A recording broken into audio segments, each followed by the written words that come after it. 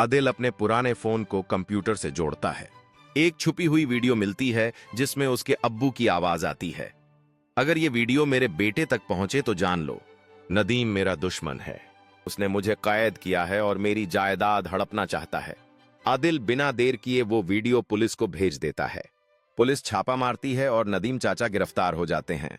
अब्बू एक पुरानी झोंपड़ी से जिंदा मिलते हैं, जख्मी लेकिन होश में।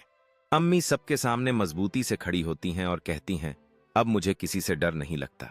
आदिल कहता है, जब शक यकीन बन जाए तो सच्चाई दुनिया को बदल देती है। पुलिस तो नदीम चाचा को ले गई, लेकिन आदिल को चैन नहीं आता। उसे अब्बू की बात याद आती है, उसके पीछे और भी लोग हैं, वो अकेला नहीं था। आदिल अब अब्बू से पूछता है, अब्बू क्या आप उन सब लोगों के नाम जानते हैं? अब्बू धीरे से कहते हैं, उनमें एक नाम तुम्हें चौंका देगा, वो है तुम्हारा स्कूल प्रिंसिपल। आदिल दंग रह जाता है।